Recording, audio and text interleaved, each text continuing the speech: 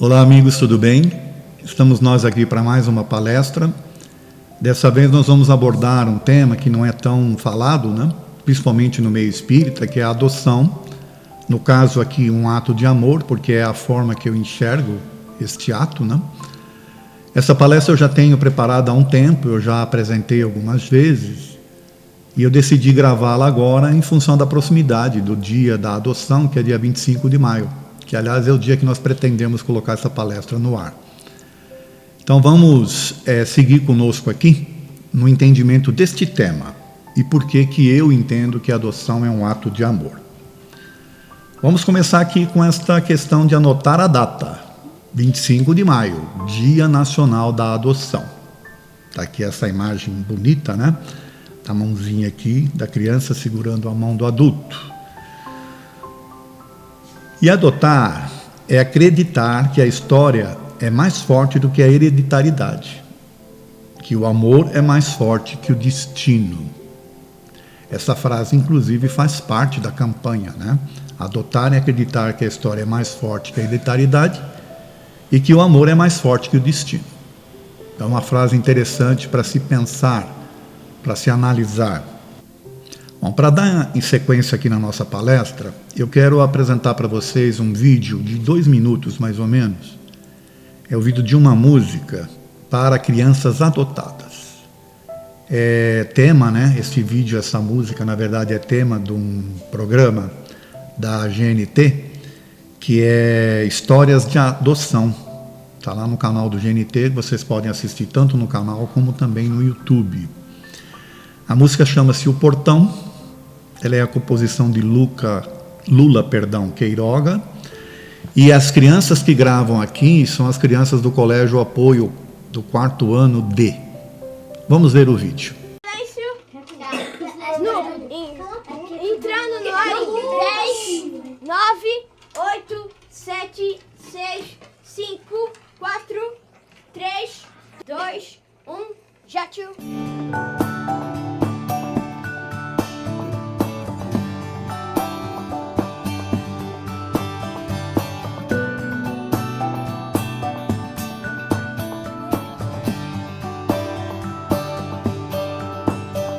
Depois que te encontrei, uma estrela apareceu no meu teto.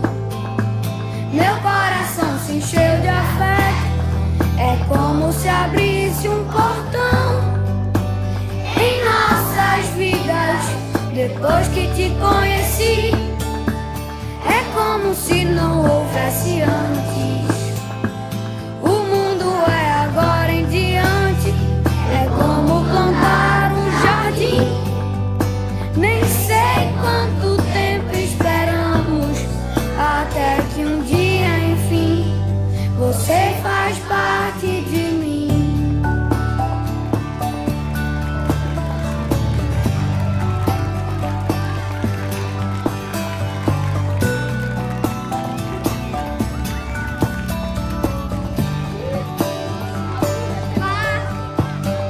Depois que te encontrei, uma estrela apareceu no meu teto.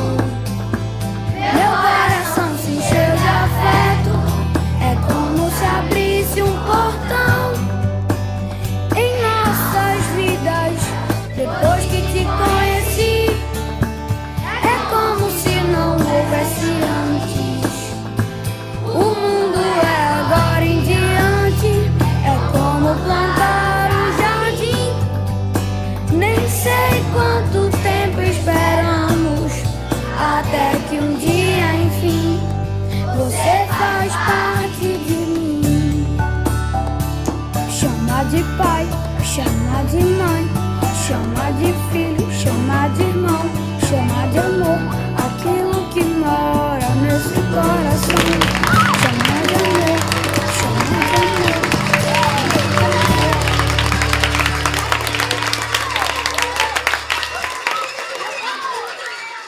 Bom, vocês viram aí pelo vídeo, né? Que é até emocionante, as crianças cantando, uma música também emocionante. E ela aqui vai servir de base para a gente dar sequência agora aqui na palestra. Vamos entender a adoção? A palavra adoção origina-se do latim adoptio, que na nossa língua tem o significado de tomar alguém como filho. A ação de adotar, tomar para si com cuidados. Fazer valer o direito à adoção é fazer valer o direito de viver em família e, portanto, o direito à própria vida.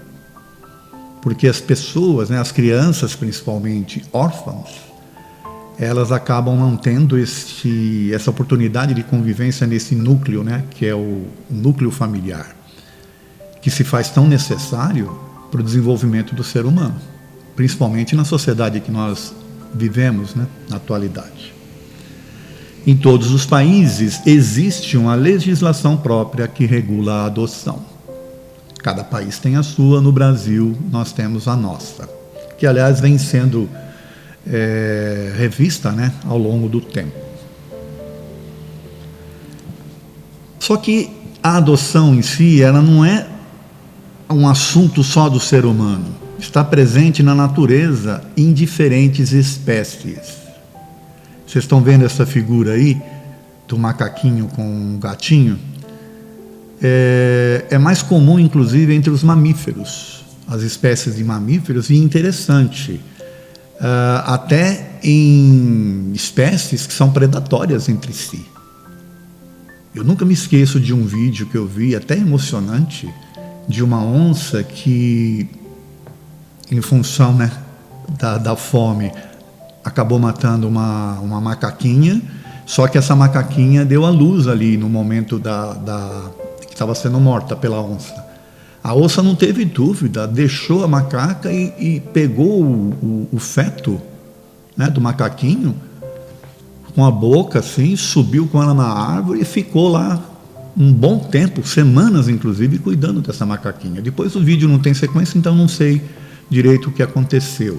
Mas esse vídeo ele demonstra essa questão da natureza, fisiológica inclusive, do amparo, da necessidade que se existe até de cuidar daqueles que mais precisam, até no reino animal. Então, vocês estão vendo esta figura, agora tem esta outra, desta cadelinha aqui com os porquinhos.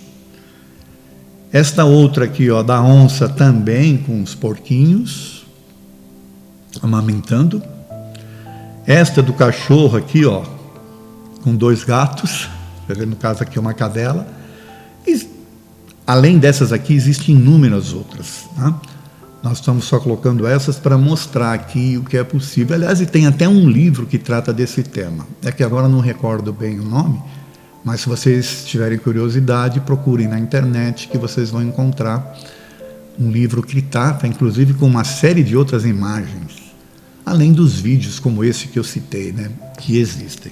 Isso para mostrar que a questão da adoção não é só entre os seres humanos, faz parte da natureza. E então, imagine o quão forte é isso no próprio ser humano. E agora nós vamos entrar na questão de como o espírita entende a adoção. Vocês veem essa foto aí desse casal, com esses três crianças. Naturalmente que esses casais são eles são seminaristas, na verdade, São missionários que acabam adotando crianças. Existe uma série no mundo, inclusive, existe uma série eu diria que de grupos, de seminários, seminaristas, no caso, que promovem esse tipo de ação de adoção ao longo do mundo. Tá certo? E esta foto aqui é um exemplo disso. Mas vamos ver como é que o espírita deve entender a adoção.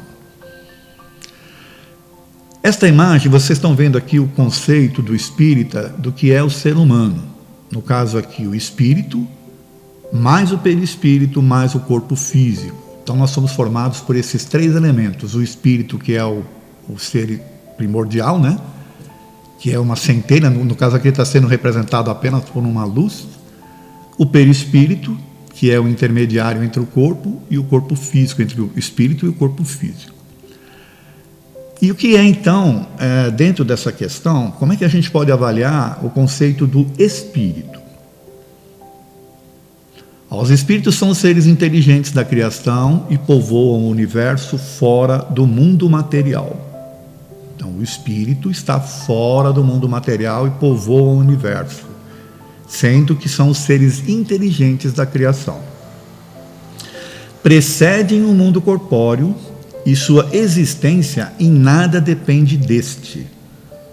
Ou seja, o mundo espiritual ele precede a existência do mundo material e a continuidade, a existência do mundo espiritual independe do mundo material.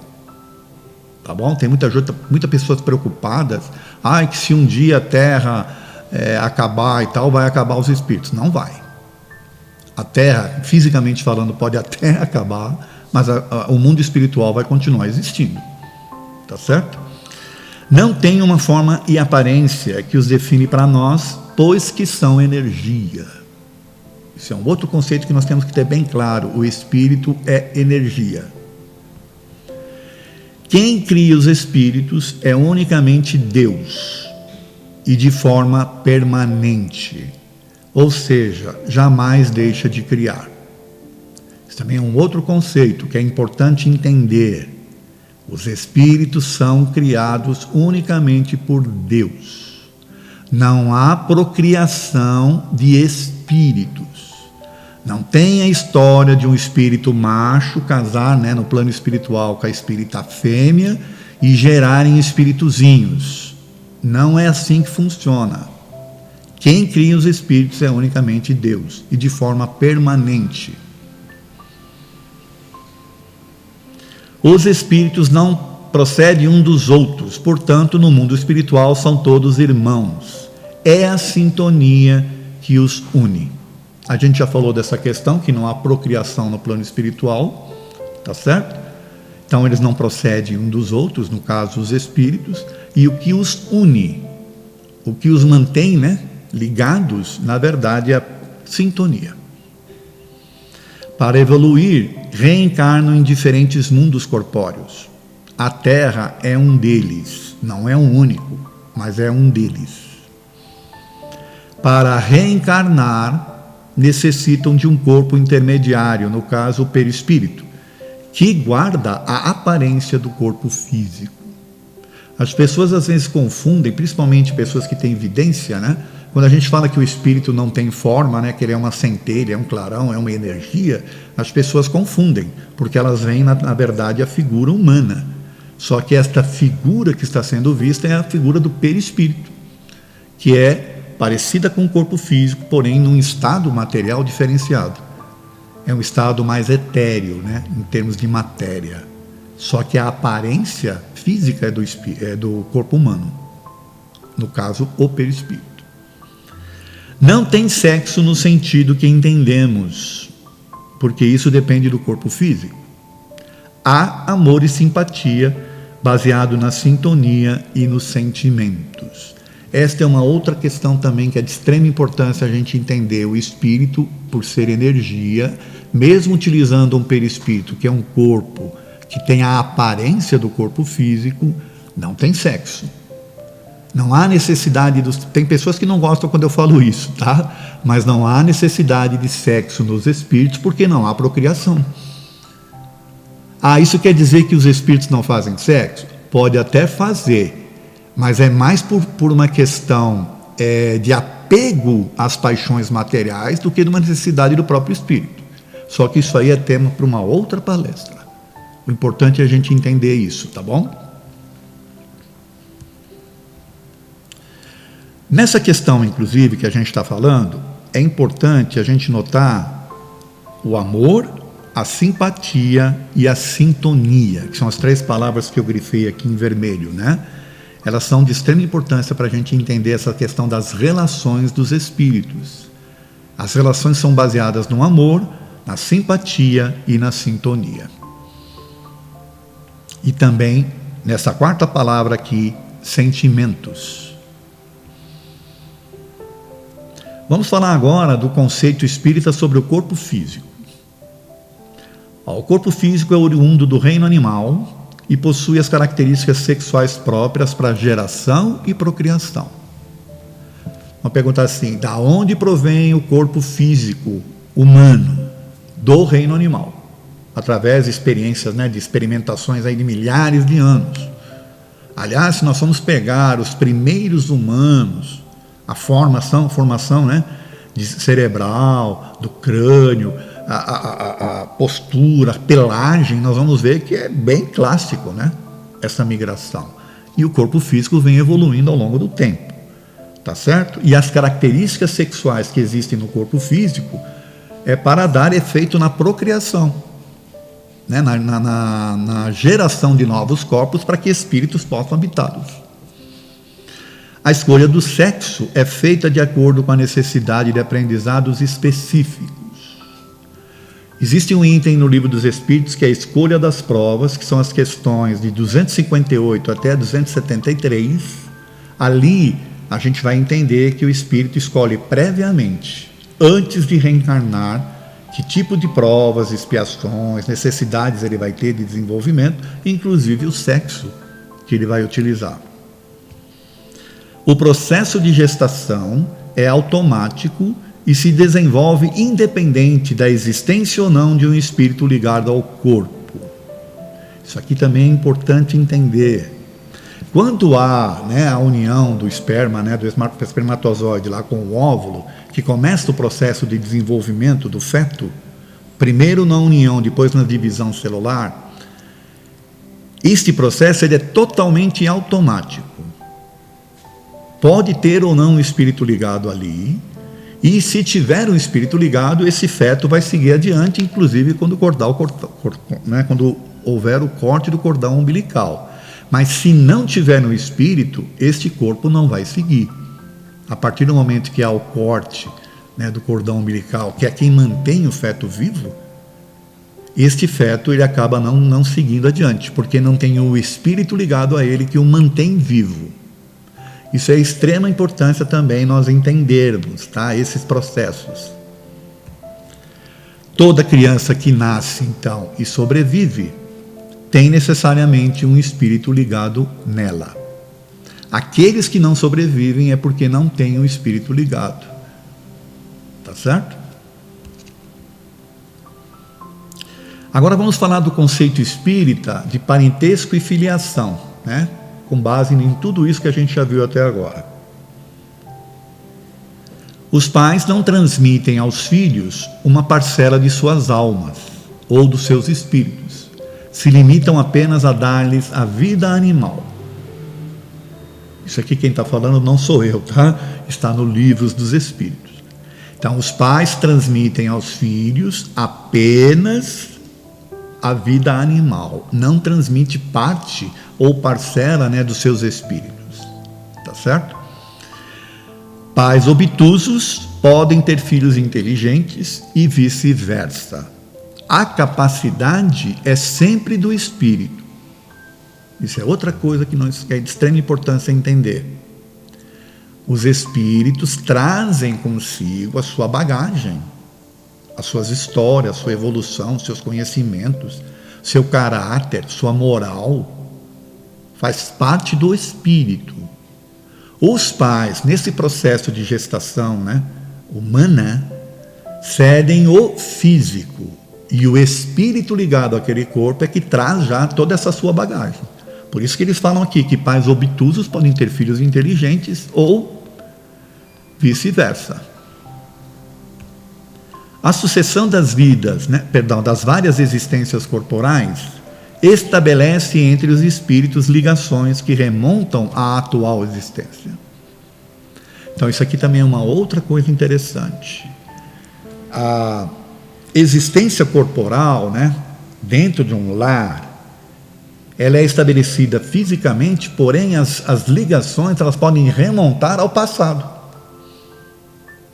Só que, como não há a ligação, né, o espírito se ligar através, né, não é essa transmissão, né, de parte do espírito, apenas do corpo físico, essas ligações anteriores, elas podem ser inclusive de um espírito que não esteja, ou que não tenha sido gerado pelo casal.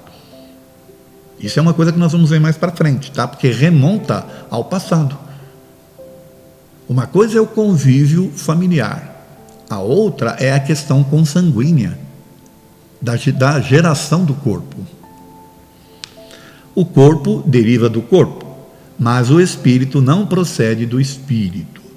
No físico, entre os descendentes, há apenas consanguinidade. Isso é importante a gente entender. Até aqui nós vimos, então, essas questões de como a gente pode interpretar, né, na visão espírita, essa questão dos nascimentos, dos espíritos, da geração, né, da gestação e por aí afora, da formação das famílias.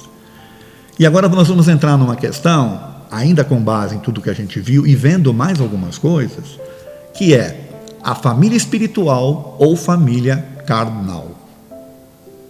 Tá certo?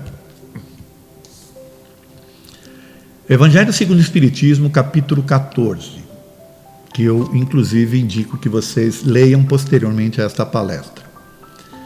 Os laços de sangue não estabelecem necessariamente os laços espirituais. O corpo procede do corpo, porém o espírito não procede do espírito, porque este já existia antes da formação do corpo.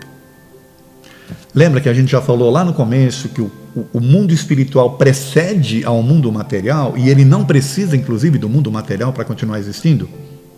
É o que eles estão falando aqui. O corpo procede do corpo, mas o espírito não procede do espírito. Os pais não geram o espírito do filho, fornecem-lhe apenas o envoltório corporal. Mas, para o fazer progredir, tem o dever de ajudar no seu desenvolvimento intelectual e moral. Então, apesar dos pais não fornecerem, né, não serem eles que vão gerar o espírito, apenas o corpo físico, esse espírito que está chegando ali, ele precisa de um acompanhamento, né, até para reorientar aquele espírito nas questões das suas tendências, do seu caráter, da sua característica moral. E principalmente na primeira infância, né? Os espíritos que encarnam numa mesma família, sobretudo como parentes próximos, são o mais frequentemente espíritos simpáticos, ligados por relações anteriores, que se revelam pela afeição durante a vida terrena. Então, a hora que eles estão falando aqui, né, que essa ligação, os espíritos que acabam habitando o mesmo ambiente, eles têm essas ligações, né, simpáticas que são oriundas de relações anteriores. Pode ainda acontecer que estes espíritos sejam completamente estranhos, uns para com os outros, separados por antipatias anteriores que se revelam pelo seu antagonismo, que lhes serve de provação terrena. Então aqui agora a gente já vai começar a entrar num campo interessante para análise. Você pode ter no mesmo lar espíritos tremendamente simpáticos uns aos outros, então você vai ter um ambiente, né? Você vai ter um lar equilibrado, ou você pode ter um ou outro espírito habitando aquele ambiente que tenha uma certa antipatia com um ou com o outro e pode ser um certo antagonismo. Isso explica, inclusive, situações que a gente vê por aí, né, de relatos de irmãos contra irmãos, irmãos que não se dão com os pais, coisa que, né, filho com o pai ou com a mãe e por aí afora. Porém, o objetivo aqui de estarem juntos é para se ajudarem no processo de desenvolvimento. Só que essa informação é de extrema importância para a gente entender, porque se dá muito valor à questão consanguínea, né, de gestação, de geração de filhos, quando na verdade os espíritos podem ser estranhos, segundo o que os espíritos estão falando para a gente aqui. Os verdadeiros laços de família, e eu grifei aqui, não são, portanto, os da consanguinidade, mas os da simpatia e da comunhão de pensamentos que unem os espíritos antes, durante e após o desencarne. Olha que interessante, não é a consanguinidade que estabelece os laços, mas sim as relações de simpatia ou antipatia, né, dentro do lar, que vai permanecer durante, quer dizer, veio antes, permanece durante a convivência física e pode continuar após o desencarne de todos. O quê? Esses laços podem ser laços de simpatia ou de antipatia. Tudo vai depender do que aconteceu no lar, né, na família durante esse processo aí de vida de todos ali encarnados. 2 seres nascidos de pais diferentes podem ser mais irmãos pelo espírito do que pelo sangue. Podem se atrair e se tornarem amigos, ao passo que 2 irmãos de sangue podem repelir-se, como vemos todos os dias. Eles concluem aqui, né? E é interessante observar isso, que às vezes você pode ter primos que se dão muito mais do que 2 irmãos, por exemplo, né? Estão separados em termos consanguíneos, né? Apesar de fazer parte da mesma família genética, porém, espiritualmente falando, eles podem ser mais simpáticos do que os próprios 2 irmãos que estão convivendo. E sabe o que eu acho mais interessante ainda? Que esta mensagem ela foi escrita lá no século XIX, em 1861. E eles falam aqui, né? Como vemos todos os dias. Ou seja, então isso não é uma coisa da atualidade. Essa questão de antipatias entre familiares, né, e de simpatia entre membros, né, de famílias diferentes, ela vem de muito tempo. Porque eles já falam, né?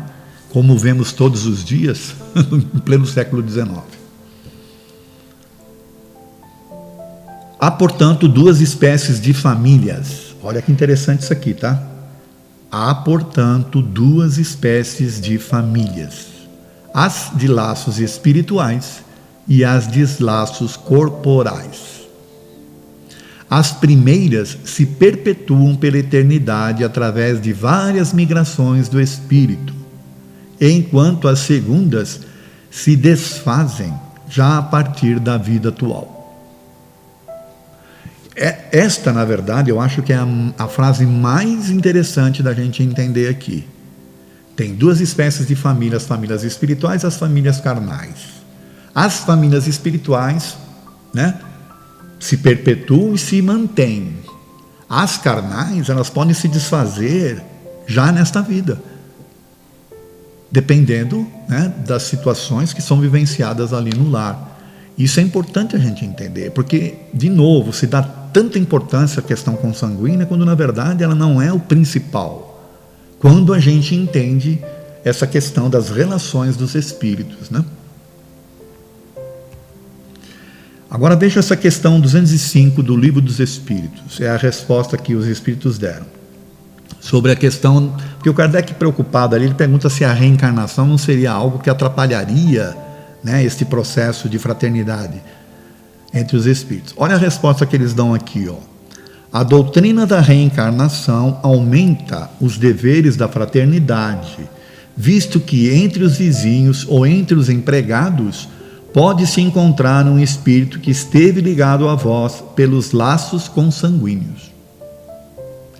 Então, olha o que ele está dizendo aqui, que você pode ter entre o teu vizinho, teu empregado, né, alguém que já esteve ligado com você por laços consanguíneos e vidas anteriores.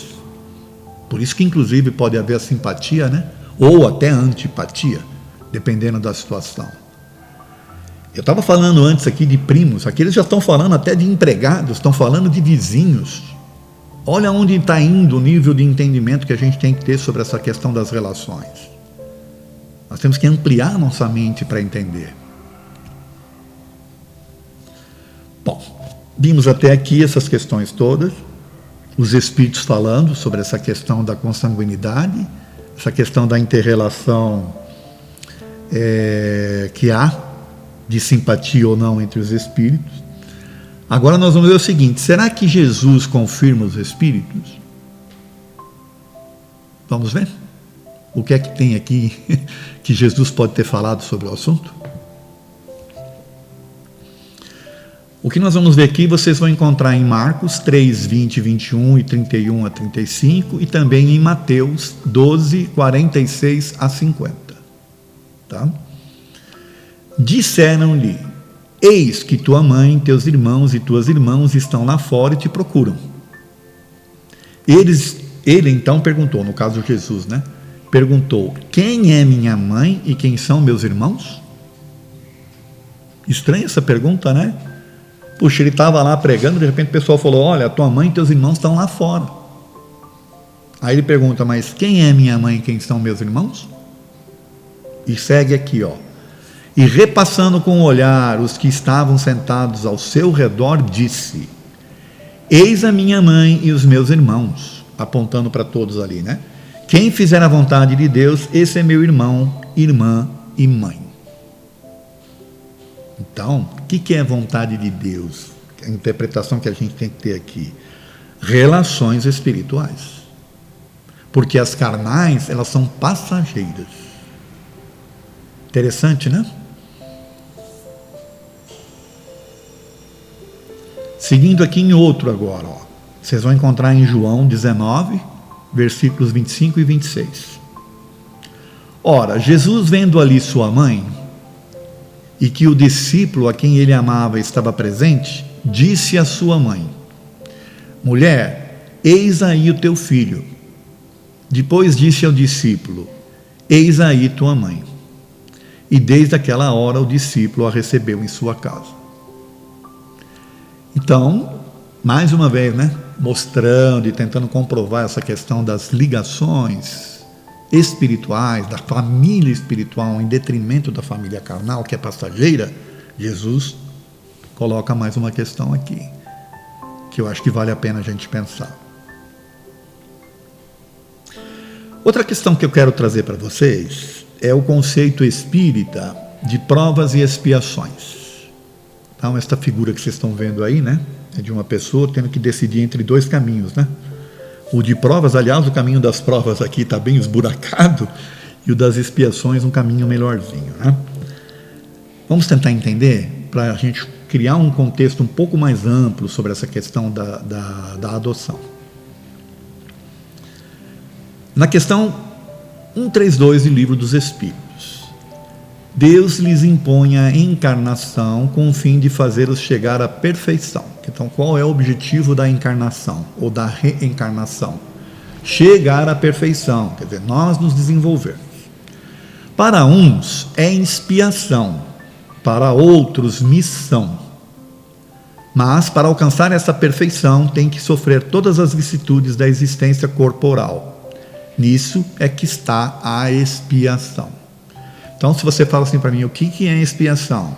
Olha, sofrer as consequências da vida física. Porque você estava bem ambientado lá no plano espiritual, de repente você tem que vivenciar situações aqui na vida física, que é uma incógnita para todos nós, né?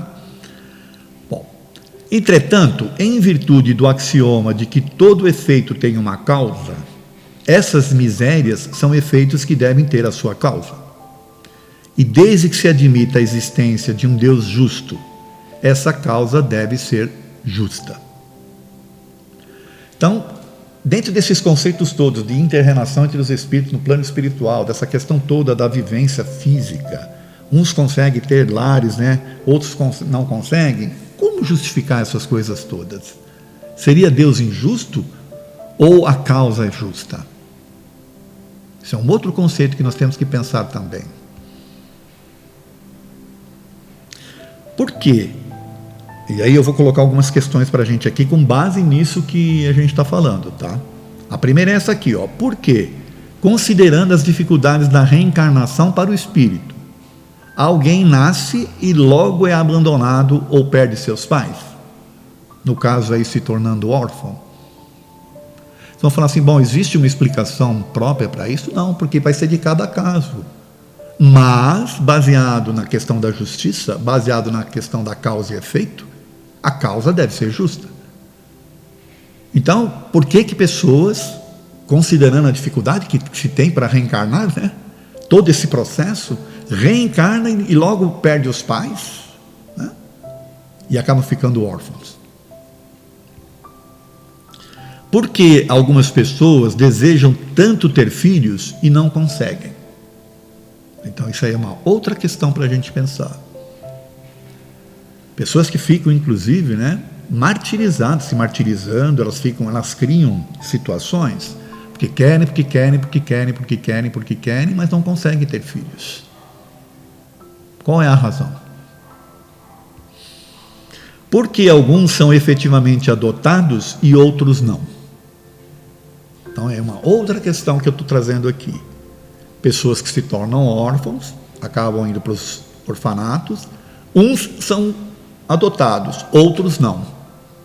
O que determina isso? A sorte, é o azar? Ou é todo um histórico? Ou é toda uma questão de escolha do próprio espírito e por aí afora, com base naquilo que eu já falei para vocês, né? Das questões lá do Livro dos Espíritos de provas e expiações. A escolha, né, das provas. Tá certo? Vou falar de novo das questões 258 a 273 do Livro dos Espíritos. Por que alguns casais, apesar de saudáveis, não querem ter filhos? Isso é uma outra questão para se pensar. Nós temos aí tantas pessoas órfãos, temos casais que são saudáveis, que poderiam ter filhos, não querem ter filhos, e também não querem adotar. É para condenar esses casais?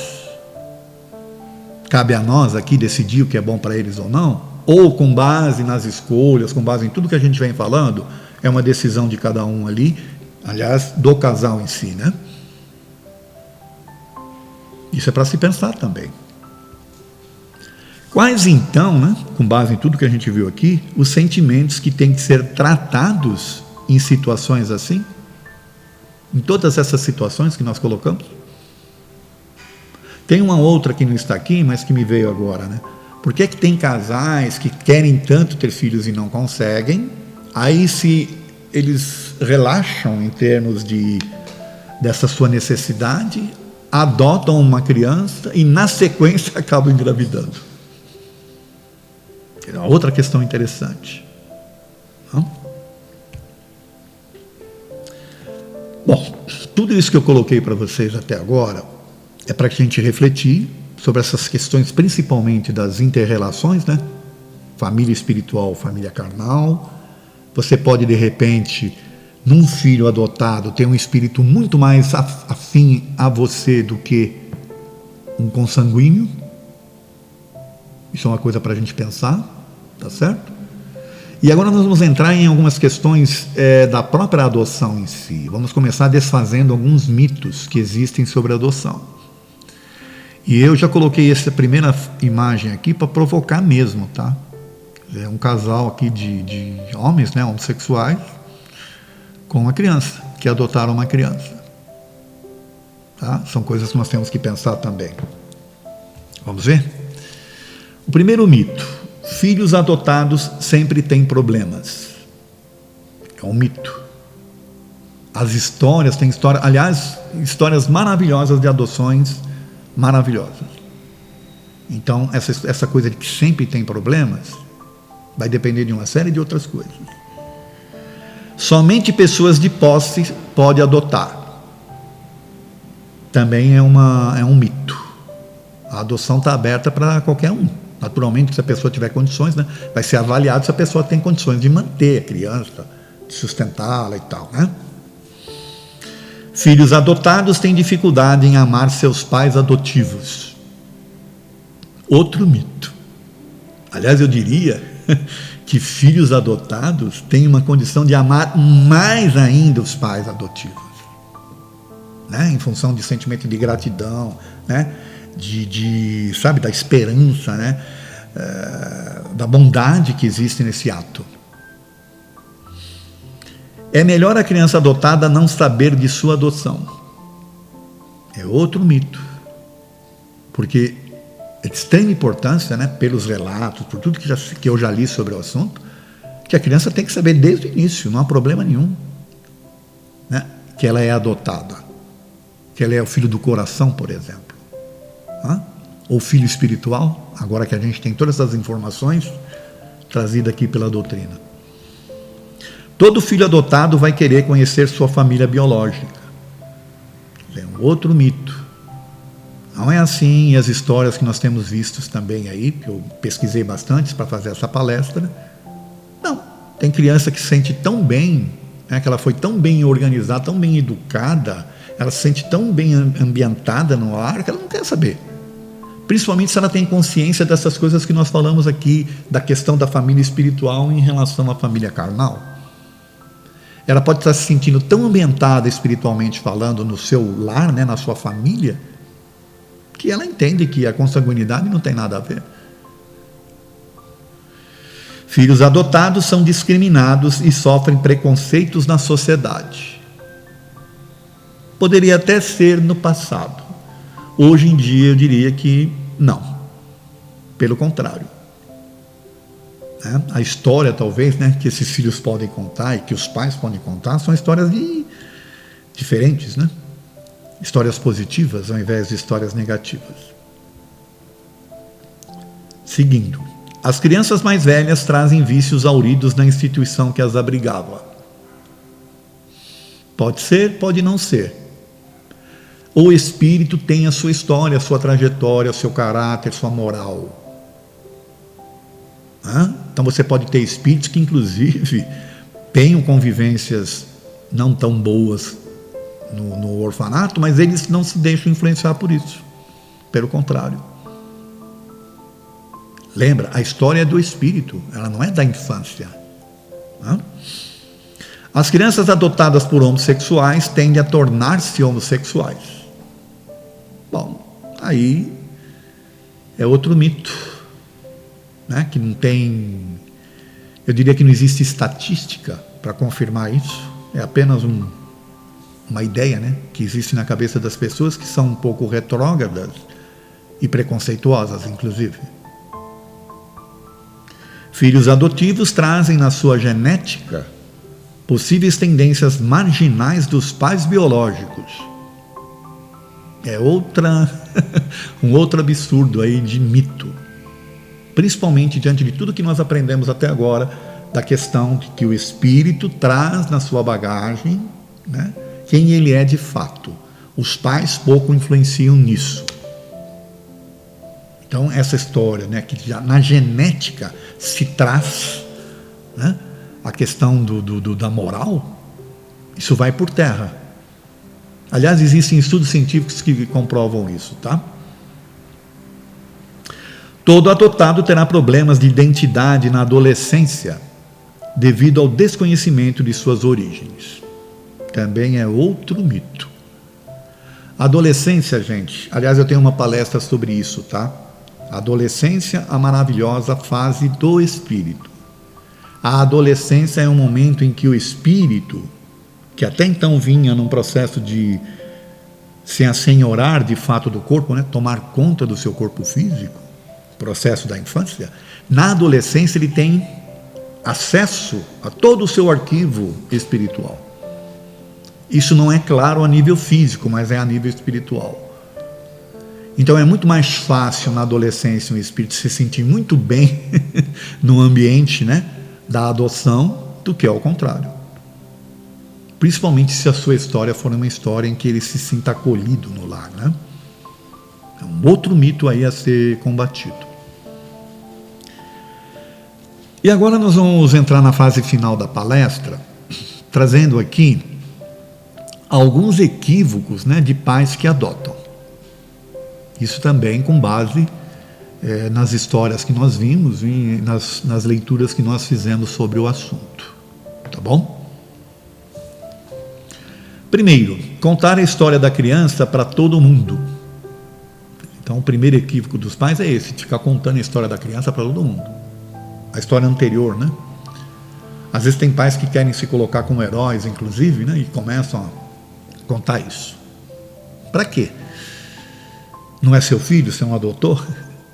A história que vale é daqui para frente, e não a anterior. Pensar que a adoção te faz uma pessoa caridosa e abnegada. Bom, se o objetivo da sua adoção aí é se tornar alguém a nível popular, né, a nível da sociedade, como alguém, né, abnegado, como alguém caridoso, é um tremendo engano. A adoção tem que ser um ato de amor, como a gente está falando aqui na palestra. Agir como se os adotados não tivessem tido pais antes de você. Principalmente dependendo da idade, né, da adoção. A gente já falou um pouco sobre isso. A criança tem que saber, dependendo da idade, ela tem que saber que ela foi adotada, não há problema nenhum.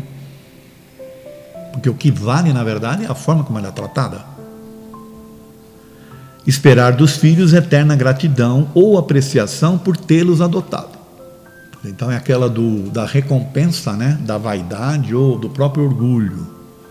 Ter eterna gratidão dos filhos, porque você os adotou. Ora, se a gente não pode esperar isso dos nossos filhos consanguíneos, por que esperar dos adotados, né? Precisa mudar o conceito. Tratar diferente os filhos adotados em relação aos filhos consanguíneos. A pior coisa que pode acontecer, né? Você adota uma criança, depois você acaba tendo filhos consanguíneos e aí você faz distinção de um com o outro. Puxa, a pior coisa que pode acontecer. O tratamento ele tem que ser igual, né? Tá certo? Dizer que você nasceu para ser pai ou mãe do seu filho adotivo. Isso é um tipo da situação que, como está aqui, é porque eu já vi isso, né, escrito em algum lugar, né, de situações que pessoas vivenciaram. Não precisa isso. Né? Basta dizer que é o filho do coração, coisa que o vale, né, que você o ama acima de qualquer coisa, essa questão dos laços espirituais. Dar atenção a comentários negativos de pessoas de fora da família. Pior coisa que você pode fazer. Bom, não é só em relação aos filhos adotivos, né? Aos nossos próprios filhos. Ou à nossa própria família. Você vai dar atenção para as pessoas de fora? Sobre a opinião que elas têm sobre você e sobre a sua família, ou a forma como você lida com seus filhos? Pior coisa que nós podemos fazer, né? Pensar no filho como um ser estranho a você. Como um filho adotivo. Opa, mas peraí, não é adotado? Sim, mas você o adotou para tratá-lo como um adotado? Ou você o adotou para ser um filho? Puxa, tem diferença? Claro que tem. Se você está adotando para ter um filho, o tratamento vai ser em relação a um filho. Mas se você está tratando para ter um filho adotivo, você sempre vai criar, né, essa separação. Parece que o amor não é o mesmo. Não? Adotar quando apenas um quer, sem o aval, né, e o interesse do outro. Bom, pior coisa que pode acontecer, né? Aliás, eu acho que até que a justiça, ela fiscaliza, né, ela analisa esse tipo de coisa, né? Os assistentes sociais que cuidam disso, eles vão analisar a família, vão saber se o casal quer ou não. Tá certo? Mas às vezes um cede, né, em relação ao outro, e este que está cedendo, ele não tem a mesma vontade, né, o mesmo desejo. O ideal é que sejam de ambos, né? Adotar achando que se não der certo, dará para devolver. Meu Deus. Pior coisa que alguém pode fazer, né? Porque, na verdade, é como se estivesse adquirindo uma mercadoria, né? Se ela vem com defeito, você devolve e pega outra. Puxa, não é isso, né? É o amor que tem que prevalecer sobre as coisas. Finalizando a nossa palestra, eu vou trazer para vocês aqui uma mensagem. E, aliás, olha essa figura que linda, né? Eu escolhi ela porque ela é bem interessante. Você tem ali a criança e você tem os pais ausentes ali, né? Essa mensagem, os órfãos, ela está lá no Evangelho segundo o Espiritismo, tá? Eu vou ler aqui, depois, se vocês quiserem, vocês podem acompanhar e ler novamente lá no Evangelho segundo o Espiritismo. É uma mensagem de um espírito. Meus irmãos, amai os órfãos. Se soubesseis quanto é triste ser só e abandonado, sobretudo na infância, Deus permite que haja órfãos para exortar-nos a servir-lhes de pais. Então, olha só, vocês querem saber por que existem órfãos?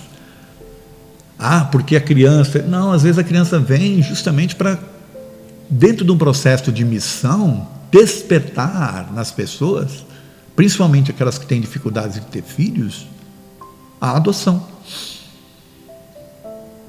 Então, olha aqui de novo, ó, Deus permite que haja órfãos para exortar-nos a servir-lhes de pais.